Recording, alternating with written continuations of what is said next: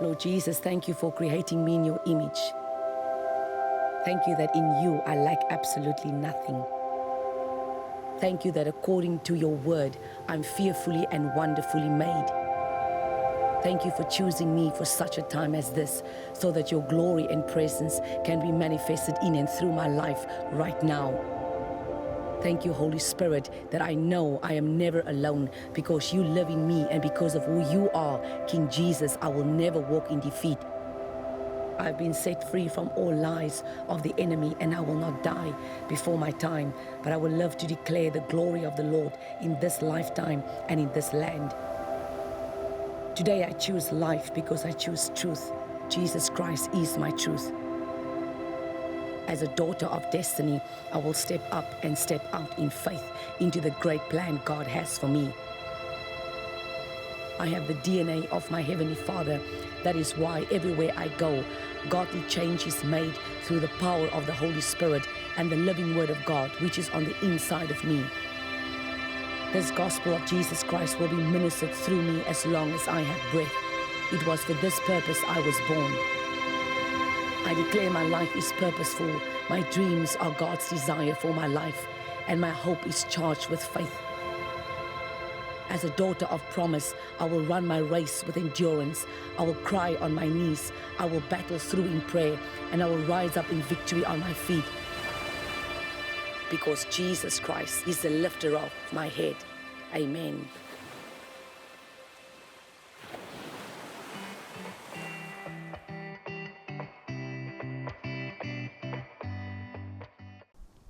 Goeiedag en welkom. Ons is in Paasnaweek en ek dink baie mense is op vakansie en baie mense is net besig om die naweek te geniet met familie en dit is altyd die beste tyd. Paasnaweek is baie spesiaal vir ons as die Christen familie van Christus Jesus, ons wat die Here volg. Dit is vir ons as jy net so sê 'n long weekend of is net 'n vakansiedagie en ons het nog net ek wil amper sê ons was komberse stories sien, nee.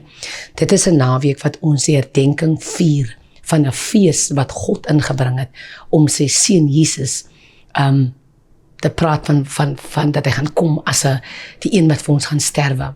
So Passover, wat ons in Afrikaans sê, dis Paasnaweek, die direkte vertaling, is basies wat gebeur het die nag toe God met Moses praat en sê die volk gaan ek uitlei uit Egipte uit.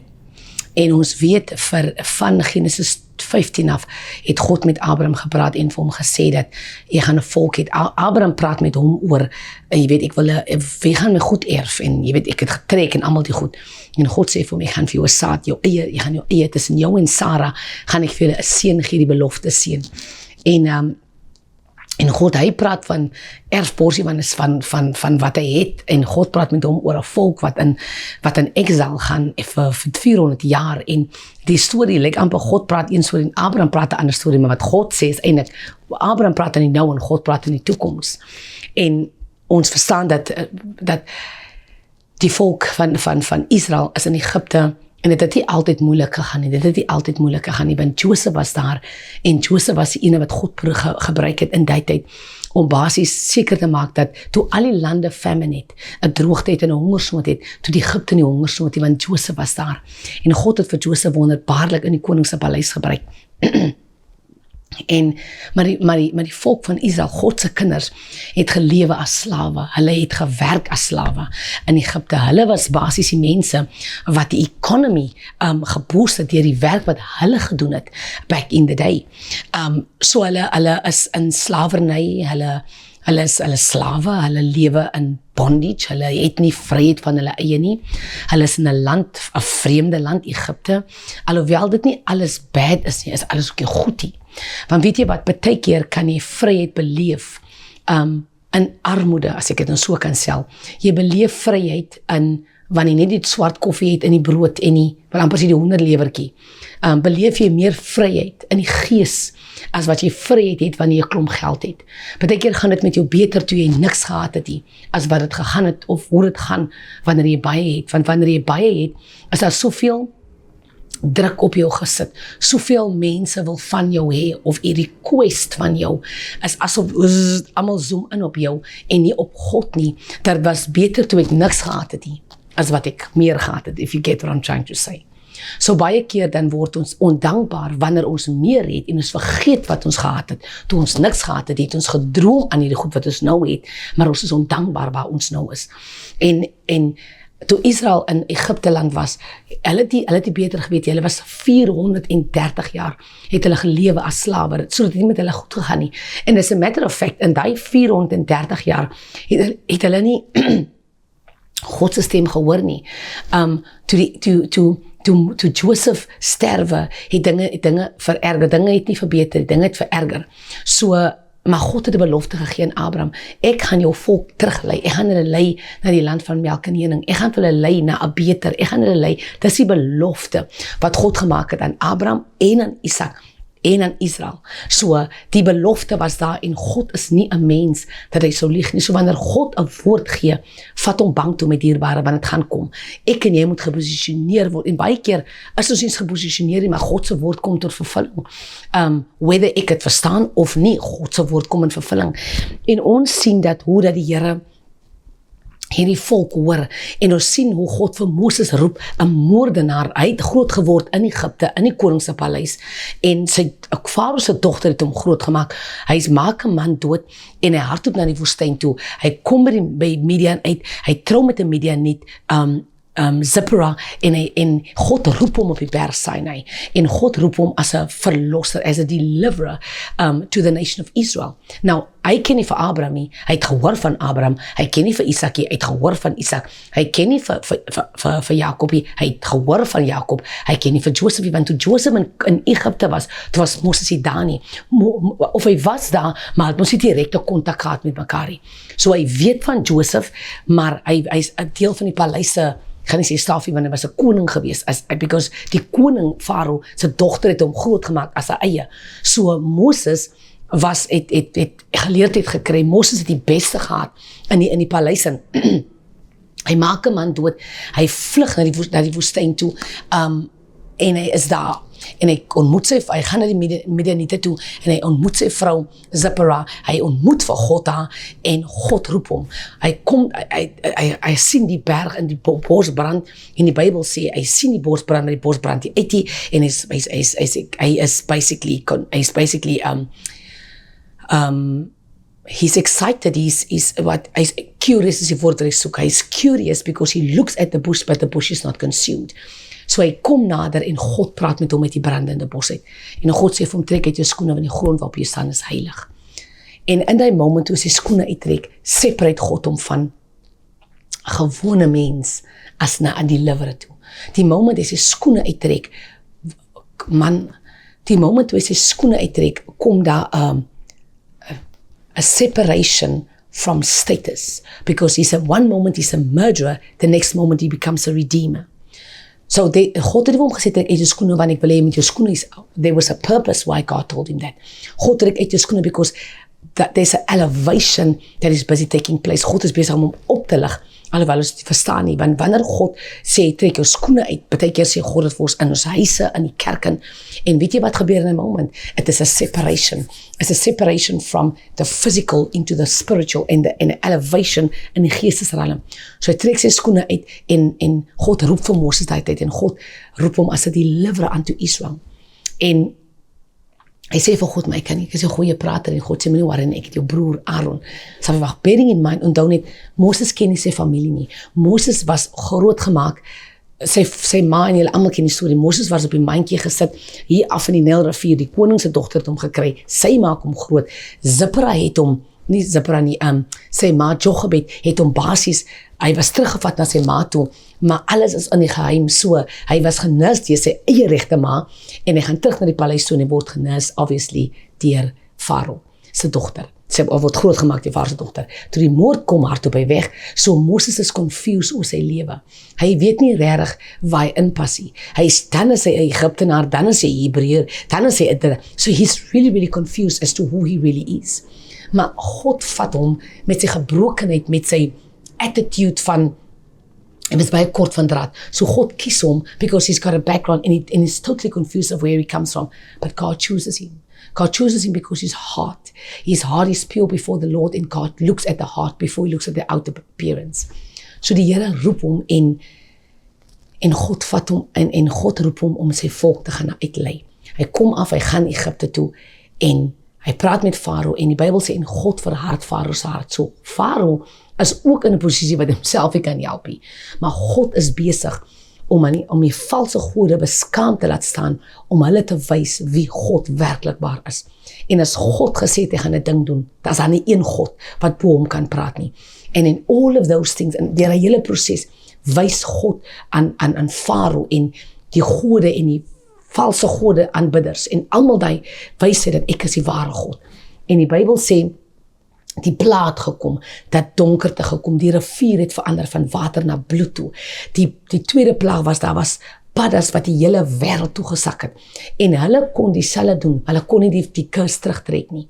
Hulle kon nie die water terugbring na die rivier, die bloed terugbring na water toe nie. Hulle kon die padda maak, maar hulle kon nie die padda wegneem nie. So daar het al klaar begin vuil en daar toestuur God 'n insekplaag, 'n luisplaag, die dood van die eerstegebore diereplaag. Hy bring donkerte vir 3 dae. My mens, dit gaan woes in Egipte in. En God wil sy volk uitlei. En God wys sy magtige hand deur Moses. Aaron het sy staf op die grond gegooi en die toordenaars van Egipte, want dis wat hulle aan geglo aan toordery, het hulle staf op die grond gegooi. Hulle het ook verander in slange, because onthou net, die symbool van Egipte was 'n slang, as 'n cobra slang of 'n slang. En die staf van Moses, wat staf van Aaron, wat verander het in 'n slang, het hulle 2 slange opgeëet en het gewys dat die God van die God van Moses en die God van Aaron was die almagtige God. So hy eet hulle slange op om te sê, I'm coming to destroy you as a kingdom, for a lack of a better statement. Julle wat dink julle is die grootste en die God, ek is hier om vir julle te wys, ek is die almagtige God. So ons sien almal daai dit. Op die einde, die laaste plaag wat gebeur is waar Farao wil nog nie hoor nie. En die laaste plaag, die laaste vloek wat kom na die land van Egipte toe, is exactly wat die vorige Farao gedoen het. Alle Hebreëse seuns wat gebore was jare voor dit, wat Moses van een was, het doodgemaak. So, dis hoekom sy ma hom op die rivier gesit het en die dogter van Farao kry hom en ons ken die storie. So, die laaste plaag, die laaste ding wat God gaan doen is, die eerstegeborene gaan sterwe in die land van Egipte. So Farao se eerstgebore seun gaan ook sterwe in die hand van dit wat God deur Moses doen. So die nag wat dit gebeur, sê God vir hom, vanaand is die aand, then tonight is a night of Passover. Passover beteken, wanneer die engel van dood oorkom, sal julle die bloed, julle gaan lammer slag, julle gaan die vleis vat, julle gaan dit eet, julle gaan bitter spices op het gooi, julle gaan unleavened brood vat, wat nie his, unleavened means, daar gaan geen his in die brood in wees nie, want God sê vir hulle, daar gaan nie tyd wees vir hy brood om te rys nie, so julle gaan brood bak sonder his, en julle gaan die vleis vat, en die skape gaan julle slag, julle gaan die vleis gaan julle eet, en as daar 1 of 2 mense in 'n volgende huis is, gaan julle die skape deel, sodat die vleis, so that nothing goes to waste, maar die bloed gaan julle opvang, en die bloed gaan julle vat met hyssopblare en in deurlengtels, poste gaan julle dit sit. En wanneer die engel van dood vanaand omkom, gaan hulle die bloed aan die deurposte sien. En oral waar die bloed van die lam is, gaan hulle oorpas, so they will pass over. En dit is waar, hierdie hele naweek waarin ons is, dis basies waar die naweek is. Dat die lammers wat geslag was, wat gepoint het na Jesus Christus toe, wat gaan sterf as die lam van God, en deur sy bloed gaan ek en jy, gaan ons lewe beleef, ons gaan lewe hê in hom in. So, hy het gesterf aan die kruis van Golgotha, en as gevolg van dit, gaan hy sterwe, maar ons sterwe binne hom, en toe hy opstaan, toe staan ons op binne hom. So beteken ons het gesterwe, as jy die boek van Korintiërs lees, gaan jy sien, we died in him and we rose in him. So, daai aand sê God vir Moses, sit die deur, en so almal die Israeliete, hulle sit die bloed van die lammers aan die deurposte, en wat is dit besig? Hulle is besig, die hele prentjie praat van Christus. So hierdie naweek van Paasfees het niks te doen met eiers nie, met Paasfees eiers nie, dit het absoluut niks te doen met snoep nie, dit het te doen met die lam van God. Dis wat het beteken. Dit het niks te doen met 'n snoekie, dit het niks te doen met 'n harderie, dit het niks te doen met die mense wat nou vir 'n snoep wat R30 kos of R40 kos nou R180, because almal maak geld, en weet jy wat, Paasfees het eintlik niks te doen met 'n snoep nie. En ons as mens het hierdie ding 'n ding gemaak van ons moet ingelede snoep. Nee, iets maar nou. Eet volgende week ingelede snoep, of eet die week daarna. Paasnaweek het niks te doen met snoep nie. Paasnaweek het te doen met die lam wat geslag was, en die bloed was aan die deurpos gesit, en die nag het die engel van dood oorbeweeg. Maar oral waar hy die bloed van die lam gesien het, die bloed van Jesus oor ons lewens, het die engel van dood oorbeweeg. En dis waaroor hierdie hele naweek gaan. Dit gaan nie oor 'n snoekie, dit gaan nie oor 'n eier of 'n chocolate eierie, en die wêreld het vir ons 'n kondisie om te dink, dit is wat dit is nie wat dit is nie, my mens. So, as jy kyk na Exodus hoofstuk 12, dan praat dit van die hele Passover lamb. Het praat van die hele preparation van wat gaan gebeur, van daarna toe exit hulle. Die Bybel sê, en God sê vir Abraham, vir Moses, ja, maar hy sê vir Moses, trek jou klaar aan. Maar hy sê vir Moses in hoofstuk 12 van Genesis, hy sê, maak jou sandale vas, maak jou strepe van jou skoene vas, gird your loin, maak jou belt vas. Julle gaan nie tyd het om vanaand nog goeders reg te kry nie. As ek vir julle sê, julle moet beweeg met dierbare, dan moet julle beweeg. So almal is reg, hulle is opgepak. Vanaand is die aand, wat hulle na 430 jaar, is vanaand die aand van julle uitgaan. Weet julle wat is significant? Dat nommer 1, dit gaat om die brood te bak en te laat insier. So die brood is gebak sonder die sierig, soos wat ek gesê het, van die brood moet gebak word en hulle moet eet. En hulle is 'n tipe van 'n fees, kan jy ook sê. En hulle is besig om gereed te maak, want hulle moet gaan, hulle moet nou, vanaand is die aand. En daai aand stryk God Egipte en al die eersgebore seuns, al die eersgebore kinders van elke huis sterwe. So daar's 'n uitroep, want daar's 'n doods, dood het deurgetrek. Net soos wat Farao jare terug, toe Moses gebore was, hy dood ingebring op die eersgebore, gebeur dit nou weer in hulle huis, maar hierdie rondom, is dit nie 'n mens, hierdie rondom, is dit God. Ek kan my mens, dat jy kan so baie daar rondom sê, maar for the sake of time, dood kom die nag, is 'n doodsengel wat deurtrek. En as die een huis in Egipte wat oorgeslaan was, dat die doodsengel daar was, behalwe die Israel, die kinders van God. Behalwe hulle huise was obviously nie aangeraak nie. Hoekom nie? Want die dood het moes verbygaan, omdat die lam se bloed was aan die deurpos. As ek en jy, wanneer ons Jesus Christus aanneem as ons 'n persoonlike verlosser en saligmaker, dan word ons toegevou met sy bloed. Die erkenning van God, wanneer ons kom, sê maar ek gaan bid en ek sê, Here, ek kom vanaand na U toe, Vader, in die naam van Jesus. Daai hele ding wat ek daar sê, Vader, ek kom na U toe in die naam van Jesus. Daai hele ding daar, wat net, daai kort sinnetjie, is 'n moment wat ek erkenning het aan God, deur wie is ek gered, wie het vir my gesterwe, wie het vir my opgestaan, en die hele sinnetjie wat vir jou klink soos 'n rympie, is eintlik, want Jesus sê, ek is die weg, ek is die waarheid en ek is die lewe, niemand gaan na die Vader toe, behalwe deur my nie. So die moment ek sê, God, Vader, ek kom na U toe in die naam van Jesus. Die moment ek daai sê, kom so by, weet jy dat die hele Genesis 12 kom in werking die moment ek daai ding sê. Because why? Ek kan nie by God kom sonder dat ek by Jesus gaan nie. So ek kom na die Vader toe en ek is dankbaar dat sy seun vir my gesterf het op die heuwel van Golgotha. Ek is dankbaar dat ek is nie besprinkel, ek is gevul met die bloed. So wanneer ek voor die troon van God staan, dan is ek toe van die bloed van Jesus, as ek in die geestesruim kyk, because dit is sy bloed wat my verlos het, dit is sy bloed wat my cover, dit is sy bloed wat my toemaak, is as gevolg van die bloed op die heuwel van Golgotha, Exodus 12, dat ek regtig waar access het tot die troon van genade, tot die troon van God. En dis wat ons vier hierdie naweek familie. Ons vier die 'n Paasnaweek because it's a long weekend hier. En as baie mense wat sê, nee, maar ek vier die Paasnaweekie, nie met dierbare. Ons het dit te doen met 'n mense ding nie. Hierdie Valentynsdag is 'n mense ding. Heritage Day is 'n mens ding. Mandela Dag is 'n mens ding. Hierdie goeders is mensgoeders. Is die Mother's Day, Father's Day is goed wat ons menslik aangestel het. En ja, we honor our mother and our father in this. I think there's nothing wrong with it. Maar dis hier 'n dag, dit is hier, weet jy wat moet ons honor? Die feeste van God. Dis wat ons moet honor. Die feeste wat God, Passover, unleavened bread, the feast of first fruit, the feast of Pentecost, those are the feast of trumpets, dit is die feeste wat God sê, ons moet, those are the feasts we must celebrate.